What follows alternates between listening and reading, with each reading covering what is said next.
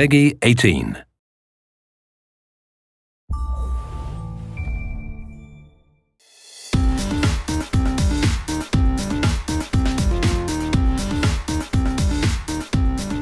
Hello everyone and welcome to Community Corner. I'm Jen, community developer on the game.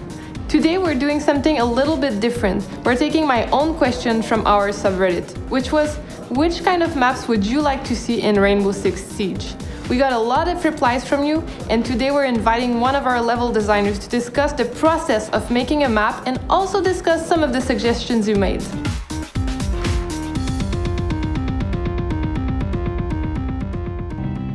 Alright, well, hi Gab. So we're going to be discussing, first of all, what's the process of making a map? So how do we get started? I think the most important thing to do in Rainbow Six when you're building a map is grab a fantasy that really sparks you. The plane was definitely inspired by a real-world event.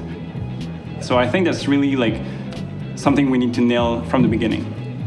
Once we have the fantasy, what's next? Grid block. So we go through that phase where we're just building up this shell and rooms inside and the corridors. So we try to really nail navigation at first through that grid block phase. Then we need to think about what the gameplay is going to be, where the choke points are going to be, where the objectives are going to be. And then we start playing also with destruction, but very lightly, I would say. So what's the most challenging part of creating maps for Rainbow Six Siege? I think that's something that comes to mind right away is destruction, because we don't have much to compare with. And this brings me to the second point where as designer I can go so far in my map, but then I need to let the player play my map and they have total agency within the map, and the way they're using it and the way they're playing with it, using destruction, repel and all that, they can really do everything they want within that level, and I need to take that into account when I'm building my levels. So playing around with destruction, we basically start establishing kind of guidelines for ourselves, right?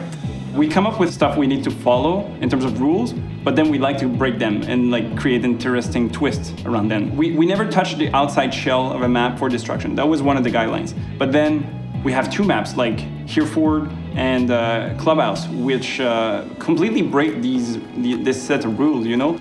Charge going live.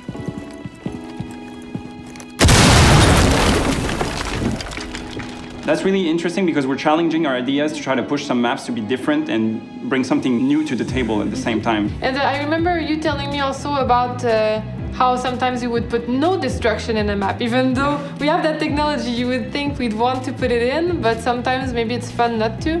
Yeah, in Bank, the interesting part with Bank was that there's an objective where you have absolutely no destruction within this room, but destruction happens all around it. And so Defender can either turtle this room very strongly with 5 players inside, but then you're vulnerable to grenades attack and stuff like that. So I think that breaking these rules sometimes brings something very interesting to the table. And sometimes we try to push the boundaries and you tell me sometimes it just doesn't work out. You tried the rappel all the way through a building. Yeah, we toyed around with the idea of a skyscraper, which is a very interesting idea, and a lot of designers really tried to think this through.